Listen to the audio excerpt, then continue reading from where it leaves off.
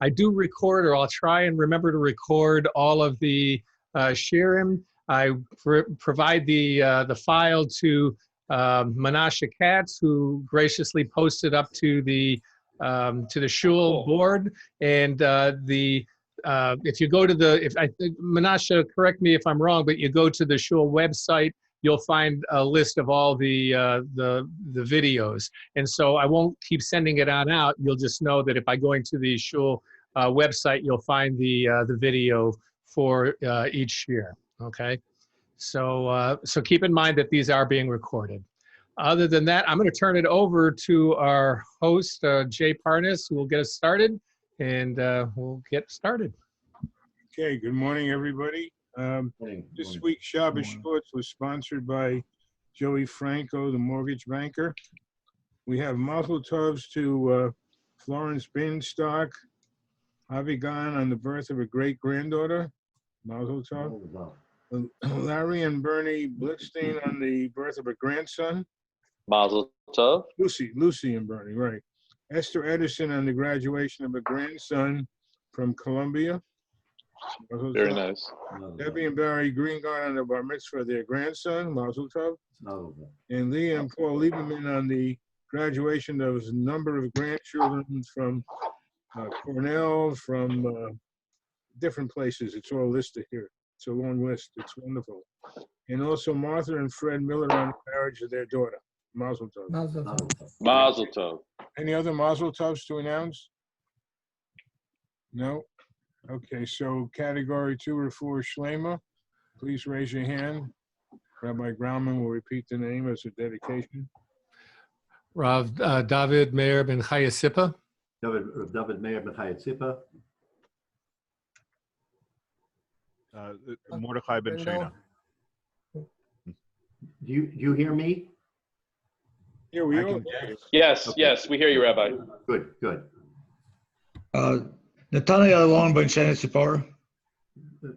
Natalia Alon ben Shana Sipora. Where's my video? Oh, my video's not working. Esther Basara. Esther Basara. Zara Bas Esther. Zara Bas Esther. Marissa Bas Tobi. Marissa Bas Tobi. Meir ben Liba. Meir ben Liba. Rachmiel Moshe ben Rachel. Rachmiel Moshe ben Rachel. Joel. Yitzhak ben Brindle. Yitzhak ben Brindle. Ephraim, excuse me. Yeshua Eitan ben Ephraim. Yeshua Eitan ben Chana Bela. Yeshua Eitan ben Chana Bela. Jonathan. You're on mute, Jonathan. Stuart. Udo bat Rachel. Udo bat Rachel. Thank you. Leah bat Rachel. Leah bat Rachel. Harav Rafal Yisrael Yaakov ben Bela. Avram ben Gittel. Dvorah bas Leah. Shana Tova bas Esther. Menashe. Mordechai ben Shana. Mordechai ben Shana. Jay. Dina Bas Sion. Dina Bas Basian. Good to go. For Shalema, L'chol Choli Yisrael. Okay, category 3, any yard sites this week? We had a yard site yesterday from my mother-in-law. I mentioned it last week on Shabbos. She was nifter on Shabbos Parshas Naso, so yesterday was the exact date 17 years ago. And very sadly, my mother-in-law's first cousin, that met my wife's sort of cousin once removed, we were very, very close. They were like sisters, was nifter yesterday on her yard site 17 years later. She was one of the oldest and last of the family members. I think she was 98, and she was a Holocaust survivor, the wife of a very prominent Rav in New York for many years. Zizi Bas, I can't remember her father or mother's name, Zizi Bas, but her neshama should be for Aliyah, for all of us. And as has been echoed here before, the Shiur is a vehicle for us to learn Torah, to honor those who are alive and to certainly memorialize those who are not. May we continue to move forward in that vein, but speedily with the coming of Mashiach, we'll all be, we'll have one, we won't have separate categories. There'll be one category and we'll all be Mesameach. So as we go forward, I personally want to thank Chani and Jay for the sponsorship, and to all of our participants for taking the time. It's people have complained, and Jay, you mentioned it, that we don't have the opportunity to daven together, and hopefully soon we will. But my feeling is, from what I've seen, the spread of Havatzas Torah as a result of this virus has been incredible. And maybe that's the hashgacha here. Maybe we have now a new and much wider anchor for learning Torah than I think we've ever had before. But it's sad it has to come on the heels of this, but we'll certainly wrap our arms around the continued learning. Maybe we should continue to do this after we're fully back in the saddle. Maybe we should continue to be Marbitz Torah the way we are. So since the Mashiach can come any day, that means that there'll be a mechanism to eliminate the virus that same day from the world. Right. That we should be zochet to that soon. Right. All right. So we're going to pick it up from Daf Zayin Amud Aleph. We started this last week, but we should start from the two dots, Tana Rabbanan, the third line of the wide lines. That's the new sugya. So we'll start there. Tana Rabbanan. So we continue to talk about different variations of two people who come to Beis Din. They're holding an object, and the overall question is whether or not they are joint owners, or one has a greater chelik, like Shnai Mochzin, whether one has a greater chelik than another. So in this particular situation, Tana Rabbanan, Shnaim adukim b'shtar, two people walk into Beis Din holding a shtar, a document, sort of a promissory note, if you will, each one claiming that the promissory note favors them. Malva Omer Shalihu v'nofel mimeni u'mitzaso. The Malva says, was my promissory note. The way the notes were written in those days is that the Love prepared a note with all the facts. He gave it to the Malva. The Malva then held on to that promissory note. We'll talk about Eidim and other things in just 1 minute, but the outline of what it was is that the Malva would get the note. He would hold on to the note. When it came time for payment, he would present it to the Love. The Love would pay, and then the Love would take the note. So now the Love would be in possession of the note. The Malva would have been paid, and everybody's satisfied. That's the way the outline is. So Malva Omer Shalihu was my note. It was enough for me many, and I dropped it. I lost it. Umatzasa. It wasn't paid, but I found it. Lova Omer Shalahu. So the Lova, now this is significant. The Lova admits that it belonged to the Malva, meaning that he had borrowed the money and that the Malva has the note. Uparasavla. But I paid you. And the note was in my possession and I dropped it. Says Rashi. Shnaim adukim b'shtar Malva v'alove. Shalachu uparatachloch. V'chazarta li umimeni nofel. Says Rashi that you returned it to me because I paid you. You gave it back to me, and it fell from me. So that's the machlokes between the two sort of litigants, or the two participants who come before Beis Din. Now, so we have a machlokes here. What's the machlokes? What's the next step? So the Gemara says, Yiskayim hashtar b'chosmov. The first thing you do is you authenticate the shtar through the signatures of the witnesses, Divrei Rebbe. What does that mean? That alone, what does that mean? Yiskayim hashtar b'chosmov, says Rashi, Kosol kadatach, I would have thought, the hachi ka'amar. This is what it means. Rashi is trying to understand the words of the Gemara. He says, this is what I think it means. Im hashtar kosher shekaimu choslov lomer ksav yedenuhu, that if it's authenticated by witnesses who says, yes, this is a kosher shtar, And remember, you can authenticate witnesses by bringing them in, the witnesses themselves, or you can authenticate it by bringing witnesses who say, yes, we know this is the signature of these witnesses. So it doesn't have to be the witnesses themselves. It can be a pair of witnesses who will authenticate the signature. So then what do? Harihu b'cheskaso. Then it is in the chazaka of the malveh, and he can collect on the shtar.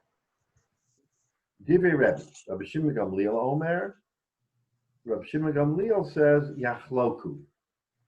No, two people come in. Each holds one end of each one holds the shtar, and saying it's all mine. You fall back to Shnaim Ochsim Batalis. Classic case. Two people come in, they dispute. Each one gets a half. Rabbi Shimon Gamliel says there's no nuance here. Yiskayma shtar, not Yiskayma shtar. We accept the shtar the way it is, and you split it. Okay. Excuse me, Rabbi. Yes. If the second pair of witnesses come to say that the first set are validated, do we open up the whole issue of Adam Zomerman? Yeah, yes, you can potentially have Adam Zomerman. That's not the subject here, but that would be the classic case of once another pair of witnesses authenticate and later they're found out to be false. Sure, you have Adam Zomerman. Yeah, that there's no change to the process except that, basically the answer to the question is yes, and then Rabbi? Yeah. Just a question about the actual fact pattern. I understand the initial case in the Mishnah, two people come in holding a talus, and the way we understand the case is basically two people see it, they pick it up, and they come in, and each one says, I saw it first, or something like that. Here, we have a case where the debtor is saying, hey, I did have a debt, but I paid it off, and then I got the shtar, and then I dropped it. But the facts on the case are that they're both holding it. So is the debtor saying, I dropped it, and as I'm picking it up, the creditor happened to see it, and he grabbed it as well. In other words, it's a different relationship between the two of them than it is the two of them Shtayim Ochsim Batalis. I'm just wondering, what are we assuming? The creditor's handing it to the debtor, it slips through the debtor's hands, and both the creditor and the debtor kind of bend down to pick it up, and now the two of them come to Beis Din holding it. Is that? Yeah, you're absolutely right. Different fact pattern, but in the Gemara, we can accommodate many different fact patterns to the same halacha. But let's posit it a little bit different. The malveh and the loveh are sitting together at a table, and they're discussing, okay, what's the status of the loan? Very simplistic. What's the status of the loan? And the malveh says, I thought I brought the paper with me. I can't seem to find it, but I know you owe me the money.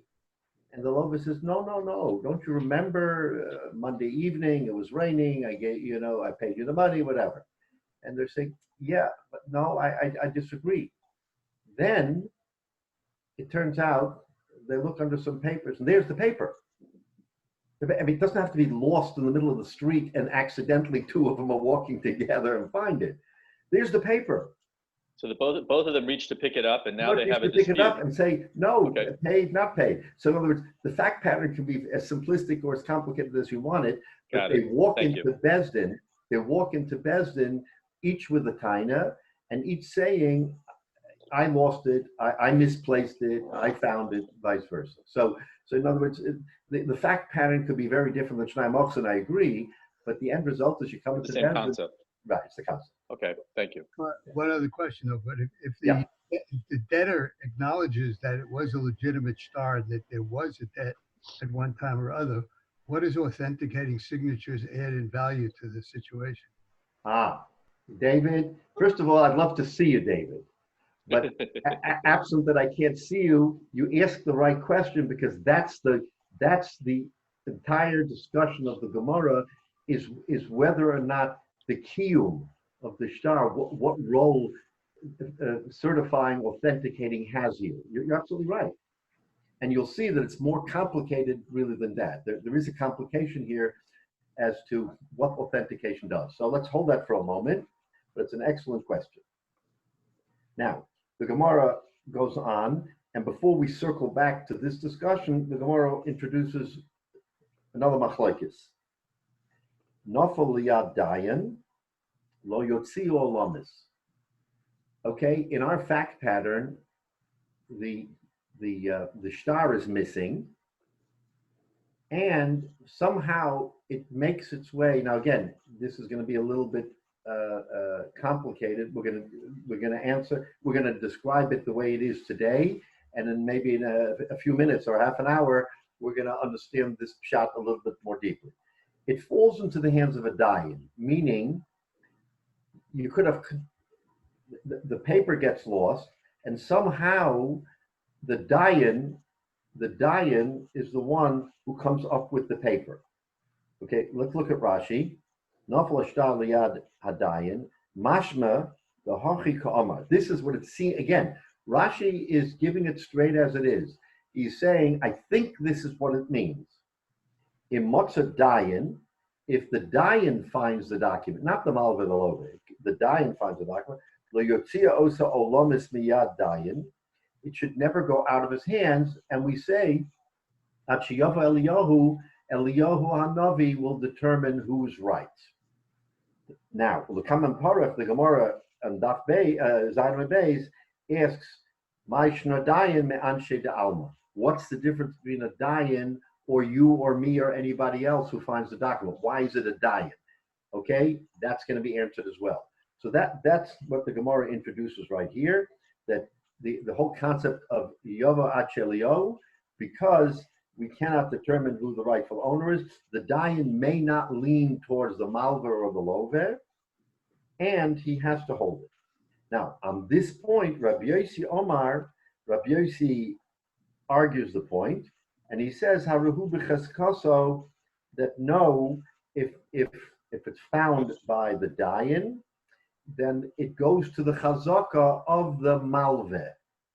It goes to the chazaka of the malveh, and he is allowed to collect. Again, very simply, we have to wait for the Gemara to really delve into this to understand this all. So we have two machlokes, right?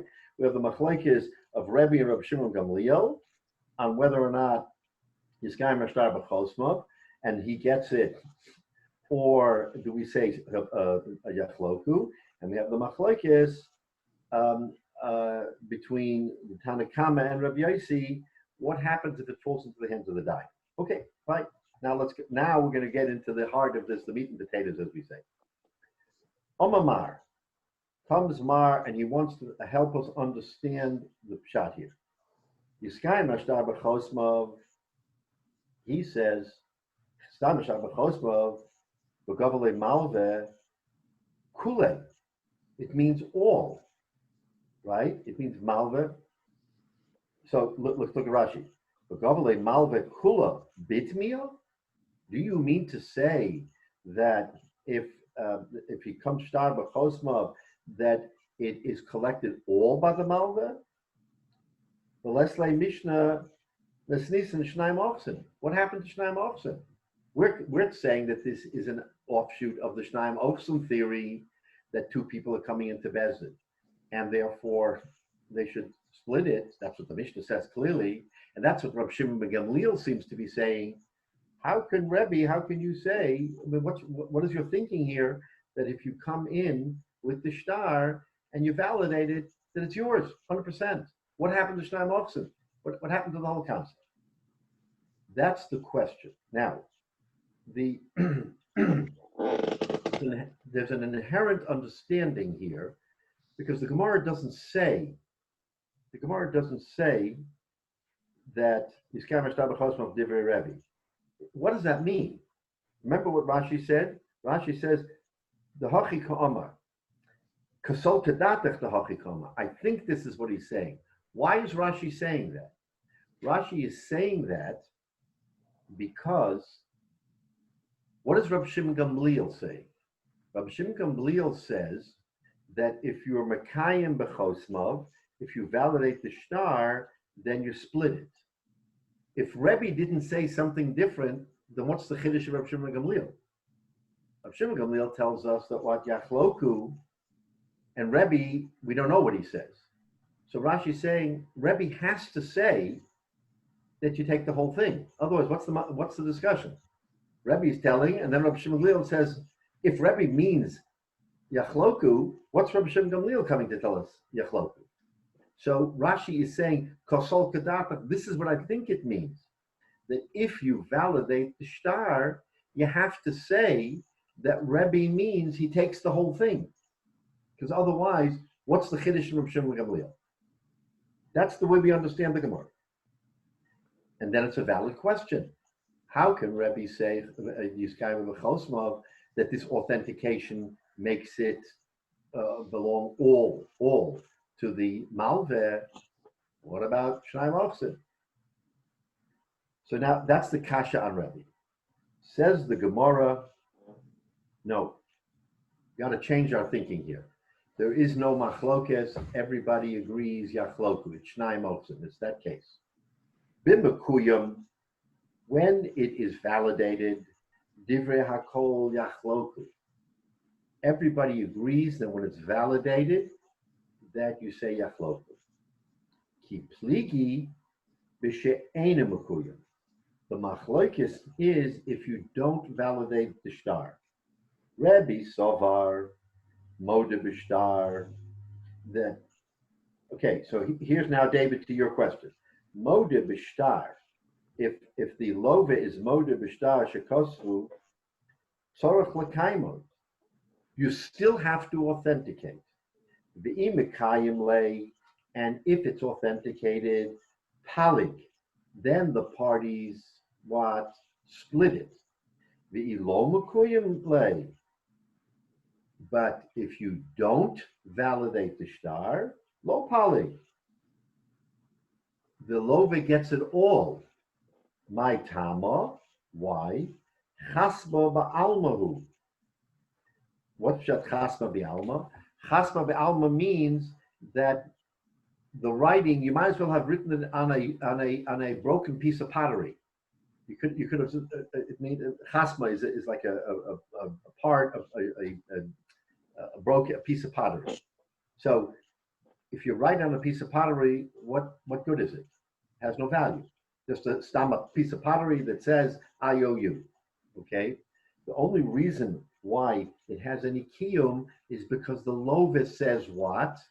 Oh yes, I owe you this. This piece of pottery really is the shtar that I owe you. But other than that, so there's no validity to it. So says the Gemara,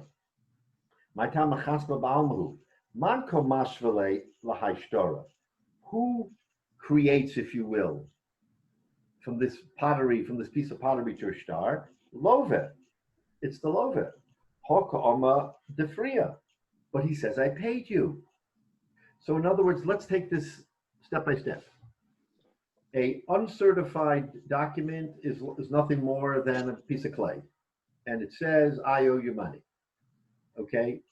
Until that point, there is nothing whatsoever that makes this a valid shtar.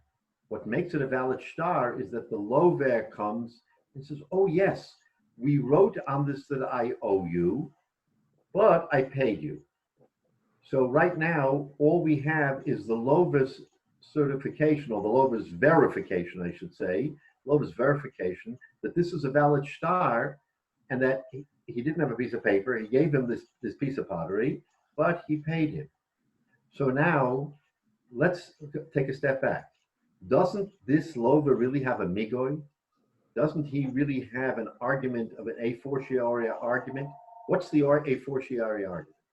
The argument is, I could have said, this is a forgery. This is nothing. This is nothing but someone finding a piece of pottery and writing, me, Shimon owes you, Reuven, $100. No value whatsoever. And if I would have said that it's a forgery, you would have believed me. There would be no reason not to believe me. That's my best argument. Instead, I come in and I say, no, this shard is a valid shtar because I authenticate that I wrote this, but I paid you. So it's amigo. If there is no counter argument on the part of the malveh, then he's 100% right. There's no 50-50 here. It's a classic case of migo, and we have to believe him when he said it was paid, because he could have said it was a forgery. What does the kiyum do? The kiyum hashtar is the malvis counterbalancing the lovis statement, I paid you, by saying, wait a minute, there's two written witnesses here and they authenticate that this was a shtar. Now, if they authenticate this was a shtar, guess what? There's no more migo. He couldn't have argued it's a forgery because two witnesses came and they authenticated the shtar. So the migo's out the window. All you have left is what? The lova saying, I paid you. The malva saying, you didn't pay me. Then, yachloku. You understand? In other words, if it's authenticated, everybody says yachloku. If it's not authenticated, then we have to see, right, whether or not there was an authentication. Because if there wasn't an authentication, then the lova gets it by right of migo. It's only the authentication that takes it out of the migo. However, Rav Shimon Gamliel saw that if someone is moda b'shtar shekosvu, if the lova is so bold as to say, yes, absolutely, this is a shtar, and I paid you. So in other words, according to Rav Shimon Gamliel, the malva never has to come to authentication, because the minute the lova says it is a shtar and I paid, then it's shnai moksin. So Rav Shimon Gamliel is lockstep with the shnayim oksin theory. Rebbe says, I agree to shnayim oksin by kiyum, but without kiyum I have a migo. And when there's a migo, the migo is stronger than the malve's sort of unilateral statement, no, it's mine, without authentication. Because what's authentication? Authentication is what makes the lova's argument weaker, so that you have to come to yachloku. Okay, that's the discussion here. And David, I hope that answers the question, because now kiyum, in other words, the migo without the kiyum is what strengthens the lova's hand and why he gets it all. And it's not a case of shnayim oksin. To make it shnayim oksin, there has to be on par, shava b'shava. And it's only shava b'shava according to Rebbe when you have kiyum. Rav Shimon Gamliel says you don't need kiyum to make it shava b'shava. Okay? All right, now let's look at Rashi. Rashi actually walks us through this. The Mekuyim, the last of the narrow lines in Rashi. Shekosavo henpek. So now, we touched on it very briefly last week. The Mekuyim, what is certification? For our purposes, henpek is like a notary. In other words, you have a authentication from the Bezdin. As Rashi says, Shekosavo henpek, sheyotza kvar bebezdin. You went to Bezdin, v'heidu edim al chasimas yodon, and the edim testified as to their signature. V'kosan hadayanim boshtara dinan, nafik kodma vasuda ploni uploni al chasimas yadayu. They say in the statement, what is a notary? A notary says that I authenticate that this is the signature of so-and-so. So that's in fact what the Bezdin is doing. So with this henpek, with this notary, we now know that it's an authentic shtar and that there has validity. So in the case of kiyum, says Rashi, kula almalo pligid yachloku, the chiyum reading the yiskayim ashtar b'chosmin. When we say that you're mekuyim, that you support the shtar with the signature, lo megabe malva kula koma. It doesn't mean that the malva takes everything. El megabe palge, that brings you to splitting. Upagusaya kisheinu mekuyim. Rebbe Sava Afal Pisha Halova Modele Shav Staze v'lo mo, sorcha malva lekaimer b'chosmo, he has to be mekayim b'chosmo, v'afilo hashtar biyodo, neman halova loma praticha. Even if the shtar is in his hands, if it's not mekuyim, if it's not certified, then the lover can argue, I paid, with the kolzman she'ena mekuyim, man k'moshui lo shtora lover shemoda lo shekasu, or omra de paria. So you have this back and forth. It's my shtar, I paid you. Avo mishahashtar muchzak of pi edo. But when the shtar becomes strengthened on the testimony of the witnesses, eina love neman lomer parati, the nova is no longer believed to say, I paid you. Hilkach zeh sheshnei muchzakim, imekayim lemalva be'edus, u'masra le'shtar ma'alya, eina love neman b'mirosoi, so this is exactly what we just said, that under those circumstances, he has nothing more. In other words, you can't, according to Rebbe, you can never get more than half. And he agrees that in the normal course, you split it like our Mishnah. But according to Rebbe, the Love can get the whole thing. According to Rabbi Shimon Gamliel, the Love can never get more than half. And the reason is because of this migo that we talked about before, that that you have to believe the love when he tells you I paid, because he could have said it was a forgery. But once you have kiyum edus, you no longer can argue forgery. Okay? Rabbi, you touched on this last week, but if you go to all that trouble to get a henpeck to certify the document on the front end, why wouldn't you go to the same trouble to nullify it on the back end? If it's an official legal document, you would have the same formal process to avoid this kind of machlokas.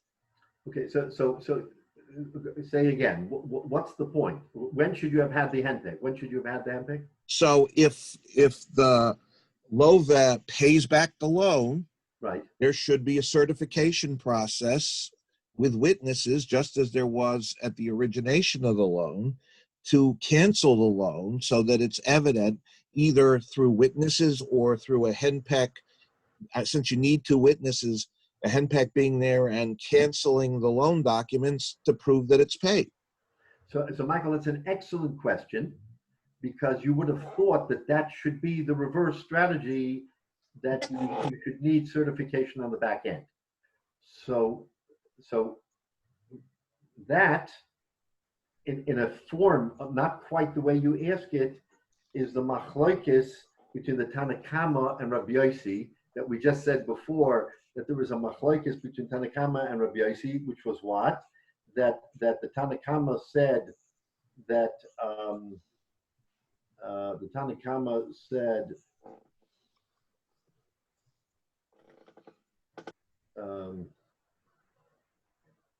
in the case of if it fell into the hands of a dayan. So I'll give you an advance thinking that, to give you a little preview, that when the Gemara said it fell into the hands of the dayan, it didn't mean fell into the hands of the dayan, it meant henpeck. So there is a machloikis now when there is a henpeck, whether or not whose chazaka it goes into. And if you'll hold your question for a moment, you'll see that for whatever reason, the Chachamim did not require the reverse henpeck, but the machlokes between the Tanakama and Rabbi Yossi goes, in other words, in those days, they simply exchange documents. And when it's in the hands of one, you're right, it's not the greatest strategy, because if you had a henpeck the other way around and the document was lost, we wouldn't have had this problem, because it would have shown that there was a henpeck. But Rabbi Yossi argues that the norm was when the lover got it back, he ripped up the shtar. That was the equivalent of your henpeck. That was the theory. Rabbi Yossi said when you rip up the shtar, that's what the lover would do, so that it no longer, what do you do when you get a check, a canceled check? It's marked canceled, or you rip it up, right? You don't necessarily get witnesses, oh, the check has been cashed, right? You get a check today, and you get it back from the bank, or you get a statement that says you cash it, okay? Why doesn't someone, so today's equivalent of henpeck is a cancellation stamp. Rabbi Yossi says it was ripping up the shtar. One way or the other, you get rid of it so you no longer have the issue. So that's very much the question the Gemara is going to address in a minute. Okay. Question. Go ahead, Masha. Yeah. So another way to look at it is this: from the standpoint of the lender and the borrower, the lender goes ahead with with this all established process to say, okay, I want to have this star. I've got witnesses. I've got a henpeck, all this stuff to say, you, the borrower, owe me $100. The borrower may be very casual about it. He just wants to borrow the $100. He doesn't care about all this stuff. Right. So then the reverse, a month later, they bump into each other in the street. The borrower says, oh, you know what? I finally got the money. Here's your $100. They shake hands. He hands him the star. And the borrower doesn't even think about it much. The lender, he's all set. He doesn't care what happens at this point. He's got his money. The borrower maybe really should care, but he doesn't really think about it. He's not used to this whole process and all. So he takes the star, sticks it in his pocket, it falls out, whatever. He's just like happy that he paid off the loan and he's not worried about it. So he may not be as particular, and then you could end up in this situation. Right. No, absolutely. And apparently, what you're saying, Menashe, is probably the way Mecca Hamemta went back in those days. It was more of a very casual process. The Malva is the one who's got to be particularly careful because he's the creditor and he is the one who's out the money. The Lova, okay, you're right, I got the money, I'll pay back the money. But it's the Malva who has to be the more meticulous one because he's the one who's going to have to collect this money back. And again, the Lova is an honest guy, but so yes, so over the course of time, a process has evolved so that it's fair for both sides. But that really is the discussion of the Gemara, is what was the habits of the lover and the malveh. And according to Rabbi Yossi, the habit of the lover was to rip it up when he got it. And according to the Talmud, it wasn't. That wasn't his habit. He took it, put it into his files, and said, fine, Gemarnu, I paid off the loan. So you're right. It's because of this sort of sloppiness that the Gemara is telling us a Metzia. This happened. Now, you're right. Maybe after this, there was an announcement, a machot to everybody. Guys, when you do Mekach HaMemker, be more meticulous so you won't have the situation that we have before Bezdin, where the Havdil, over the course of time, we have scholarly, there's legal digest for every court in the country where every case is recorded. And that's how we know the history of cases. That's how we were taught in law school, how we have to shepherdize and review cases. So one of those case books, there was this particular Maisa, and the court probably said at the end of the thing, okay, and now we admonish all borrowers and lenders, okay, what's the result of this case? You got to be meticulous with your paperwork, and you have to do such and such and such. And that's how it evolved at some point. Rabbi Yossi said, right, so it evolved to the point where now people, again, in his view, the loiva was meticulous. He would rip it up. If he didn't rip it, you'll see that he says if it's not ripped up, it belongs to the malveh. He goes so far to say that if it isn't ripped up, which is the normal course, it belongs to the malveh, and the malveh is right. So now you see that Rabbi Yossi actually is putting teeth to this, and he's saying that was the norm. And if you don't follow the norm, then you're out, especially when there's no other witnesses. All right. So that's the machlokes now, and now we understand the interpretation of Rebbe and Rabbi Shimon Gamliel. Okay, now the very bottom of the Gemara, the last few lines. What do we say? Nofali adayin lo yotzi olamis. Okay, if it fell into the hands of a dayan, then taking it. It doesn't go to the malva or the lovet. It can only be resolved when Eliyahu Navi comes. Okay, Omid Beis, Zayin Beis. Frek the Gemara Mashno Liyad Dayan. Why only in the hand of a dayan? Why not in the hand of a third person? Says Rashi, Mashno Liyad Dayan Meish Acher. Why do you have to have a dayan? What happens if Levi came along and he saw and he found this shtar? What is he supposed to do? So the Gemara says, Amarava Hachikama. This is what it means. Okay, Va'ache Shemotza Shtar Shenafel Liyad Dayan, says Rashi, Hachikama, Va'ache. She'ena lo love velo malve. It can be a third party. Who says it can't? A third party, shemotza shtar shenofel liyad dayan, Rashi, shemotza shtar shenofel kvar liyad hadayan. It came before the dayan. It didn't fall into the hands of the dayan. It came before the dayan. Umanihu hein nefila diksiv bei henpek. It came before the dayan, and the dayan issued a henpek. He issued a notary, a stamp, right? Then we say lo yotzi miyodo lo lelova v'lo lemalva at shiboy liyohu, until the Yoh comes, or Adim Sharom Yad Minachim, or there were witnesses who saw. Now, to Yale, to your original question, I mean, these two people could have been sitting here around the table having this discussion, and there were some other people sitting around, and the Malva said, "You owe me." The Malva said, "No, I paid you," and the piece of paper, and they said, "Well, here's the paper." Oh, where's the paper? They start looking for the paper.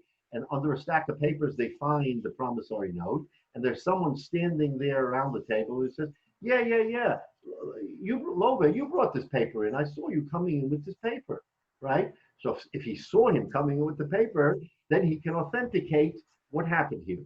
So Rashi says that until it's authenticated, or Eliyahu comes, it doesn't belong to either of them, because neither of them can bring a better proof. So the Gemara says, lo yotzi oilomis, so therefore it never goes out of his hand. So now that clarifies what the Gemara meant when it said that nafal yadayin lo yotzi oilomis. Now, now we're going to go into that machlokes. So the Tanakama is the one who said that it should never go out of the hands of the Beis Din. And Rabbi Yossi came and he said, "Harihu b'chaskoso." No. You find it.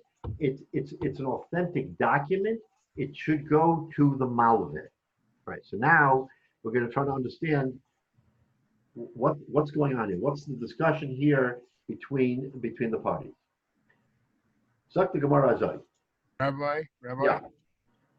Did the Beis Din hold on to this to try and sort of remind people you better get it right from the beginning, otherwise you both sides lose, because here one side is losing and the Beis Din keeps it.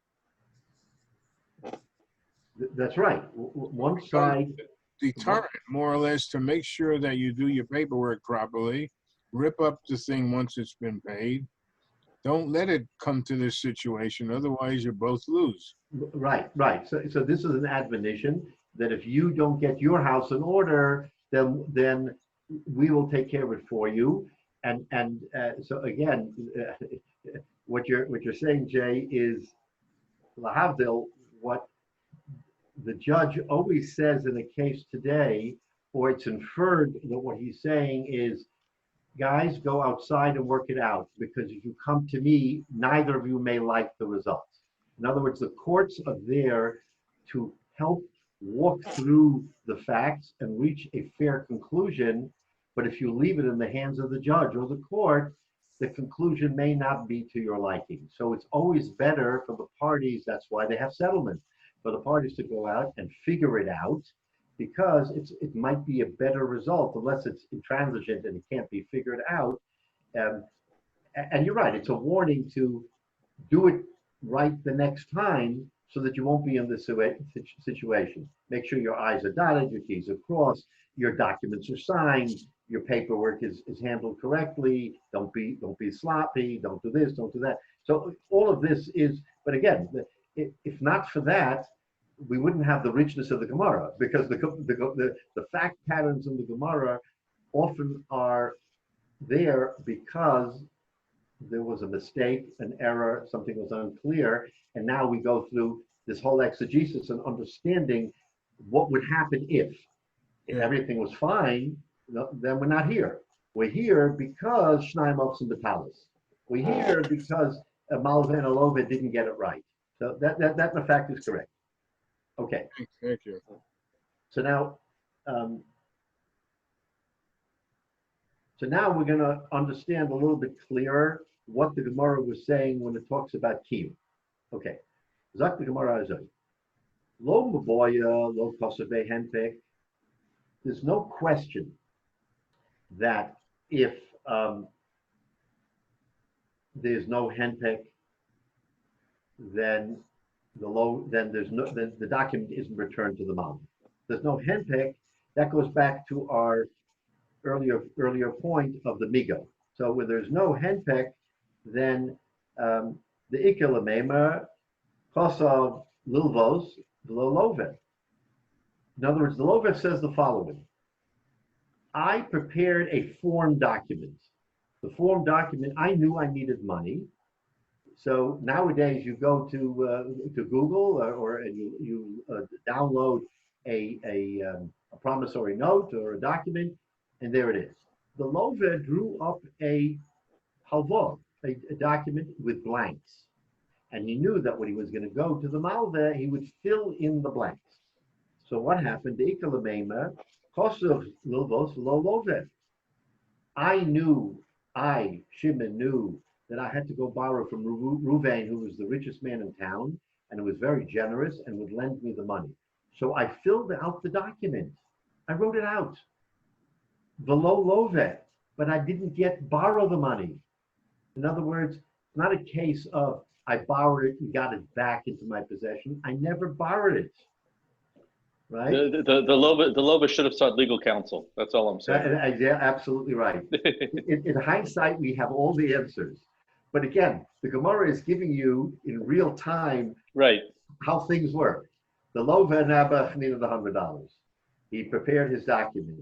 He wrote, I, Shimon, borrowed from Reuven $100. He didn't give it to him yet, right? So then, now he lost it. He said, oh my God, what did I do with the document? Okay, because of the low love it. So the Gemara is saying, if you don't have a handpick, means you don't have the certification, you never got to the witnesses, then you could say, okay, the Love wrote the document, but the reason why there's no witnesses, because he never actually sat in front of Reuven the Malva and said, let's bring in witnesses, let's do this.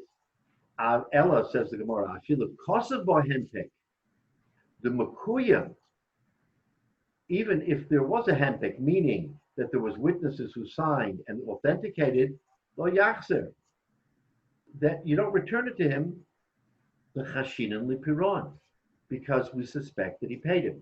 So what the Gemara is doing now is the Gemara is going through the following exercise, and it's saying that even, in other words, it's also, even if the document was certified, you don't collect. And the Gemara says, lo mavoya, if it wasn't certified, then of course you don't collect because the Lover wrote it in anticipation.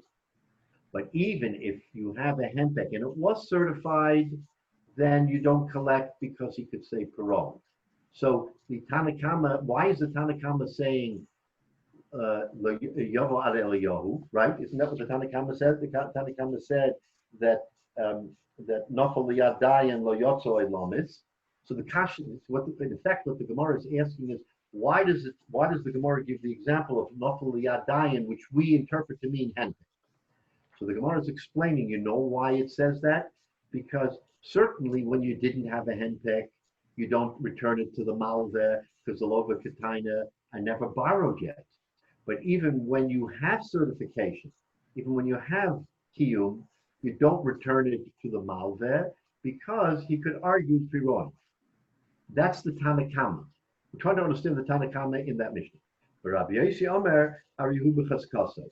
And the Rabbi Yossi says, Arihu b'chaskaso.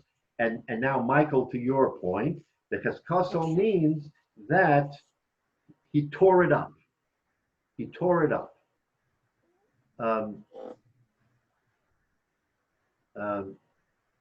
So in other words, Rabbi Yossi is of the opinion that if the shtar is out there, then we assume that it belongs to the Malveh, because otherwise the Lover would have ripped it up.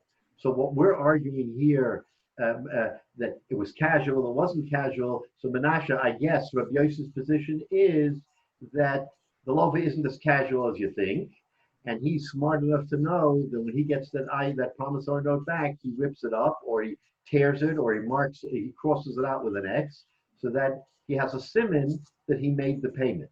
Tanakama doesn't say that. Rabbi Yossi says, "Harihu b'cheskasai, below chashinin lipiroin," and we're not chayish. We aren't concerned that he paid back, because Rashi says lipiron shema emes toe halove sheparu, because maybe it's true that he paid it back. Rav Yossi lo chayish lipiron, says Rashi. The man, the mahadr leishtar peru ala alter zohir be lekoro lo mashalei, because one who borrows money and he repays it, he's zohir, he's careful lekoro, to tear it lo mashalei, says Rashi. So according to Rabbi Yossi, there's no question that a live star has to go back to the malveh, because it would never succeed in staying with the loveh. He would have ripped it up. Right? Now, so now we understand the machlokes between the Tanakama and Rabbi Yossi. Comes the Gemara and points out a stira. Frank, the Gemara of the Tanya we learned in the Brisa, Motzah stark suba b'shuk. Here, now we're taking it to another level. A man has to give his wife a ksuba under the chuppah. What is the ksuba? The ksuba is a document that in the event that he dies or divorces her, she has rights to certain nechasim. In those days, that was the way to ensure that the wife had some property, because a woman didn't have property. So the way she had property was through a ksuba.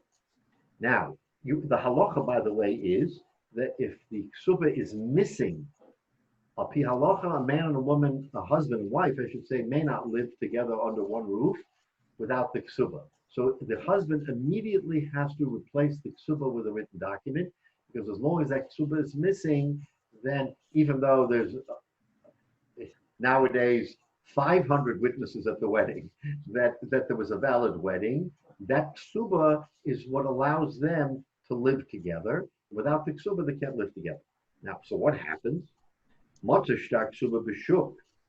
If a man was walking along, and guess what? He finds the ksuba, Reuben married Chana, and it's b'shuk, it's in the marketplace. So bisman shahabal modeh yachzer leisha. If the man is modeh that he has not made good on the ksuba, then you give it to the wife. Eina bal modeh lo yachzer lo lezeh v'lo lezeh. Who says this? The Tanakama.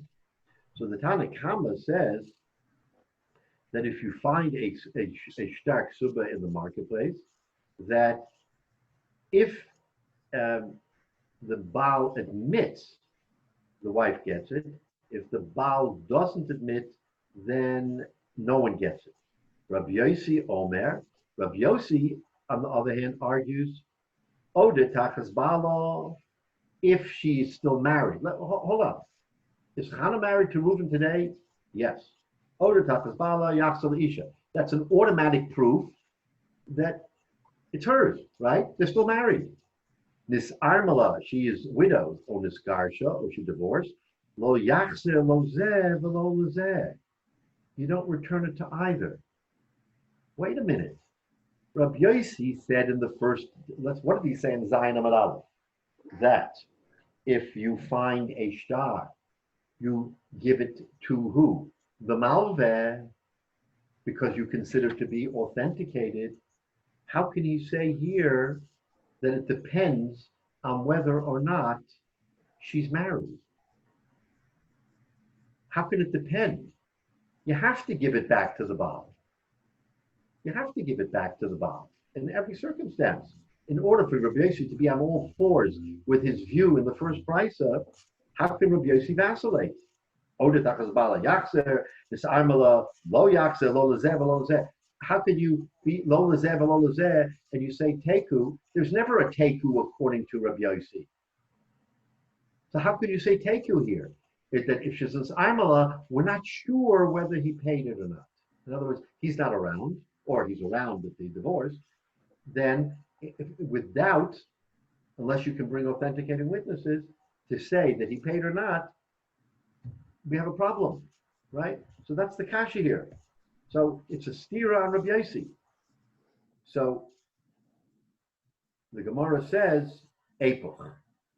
No, it's a mistake. In other words, it's kind of like, what's the easiest way to remedy the problem? You say that there's a mistake in the Gemara. What's the mistake? The mistake is that Nafali Adayin Lo Yotzer Olamis. In our brisa, we have to flip-flop the Tanakama and Rabbi Yossi. If you go back to Zion Omid Aleph, you saw that it was the Tanakama who said, Nafali Adayin Lo Yotzer Olamis, Rabbi Yossi Marhu B'Cheskasa. So substitute Rabbi Yossi. Rabbi Yossi Nafali Adayin Lo Yotzer Olamis, and Tanakama says Harihu B'Cheskasa.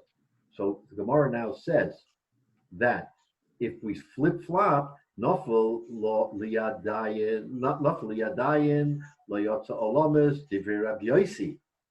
Rabbi Yossi is the one who says that you never take it out. The Chachamim harihu b'chaskasai, and the Chachamim say harihu b'chaskasai, that it's in the chazaka of the malveh there, and therefore it's not a kasha Rabbi Yossi, because what does Rabbi Yossi say here? That if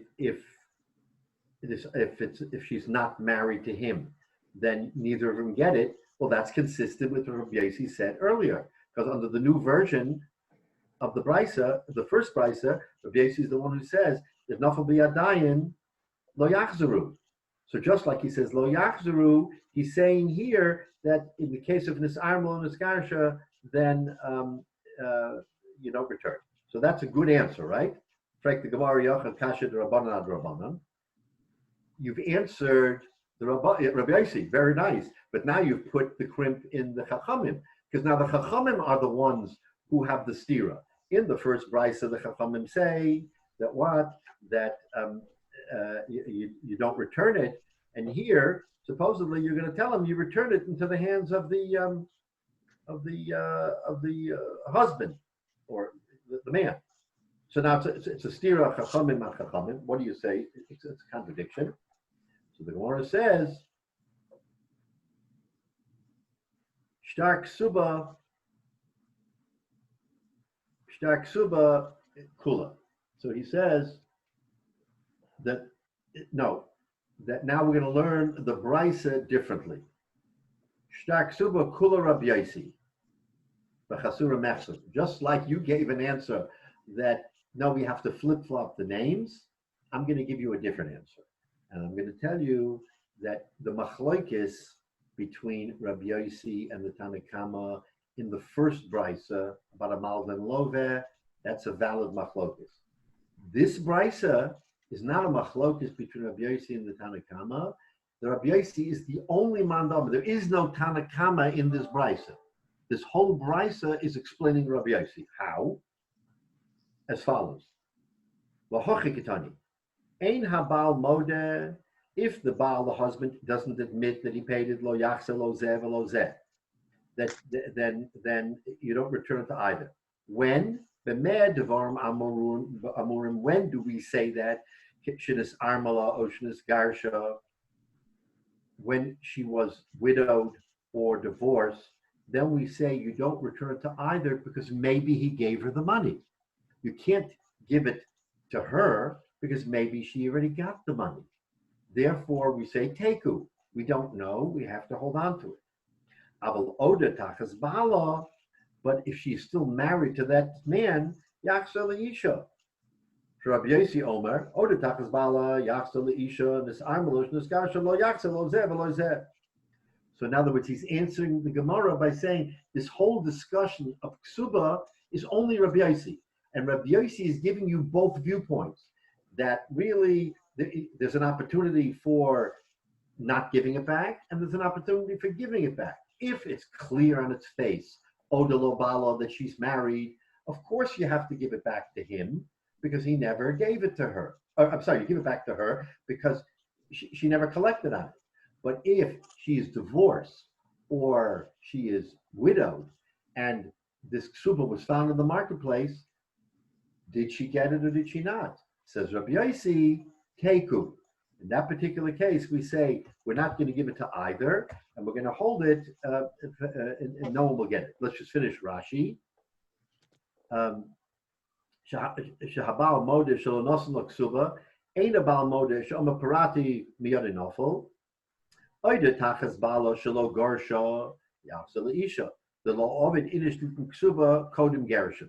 So Rashi is machadish something to us, which I think we understood, but he wanted to make it clear that a man does not pay off the ksuba before divorce, as opposed to when we pick up the Gemara next week, we're going to see that that's not universally accepted. But he takes the position that as long as he's married, he wouldn't have paid her off in advance. Therefore, if they're married, it has to go to the wife because she didn't get the money.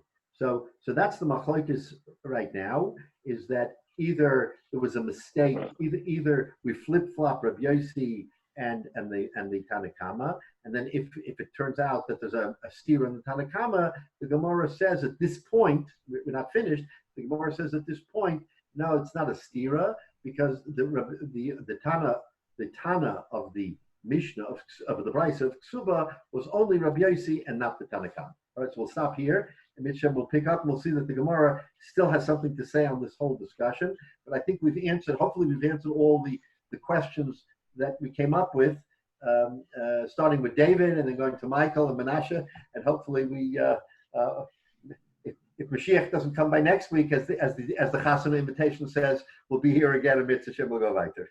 At least Eliyahu Novi. Exactly. All right. Thank you, Rabbi. Have a wonderful Thank you. Thank you. Shavua Tov. Shavua Tov. Thank you so much.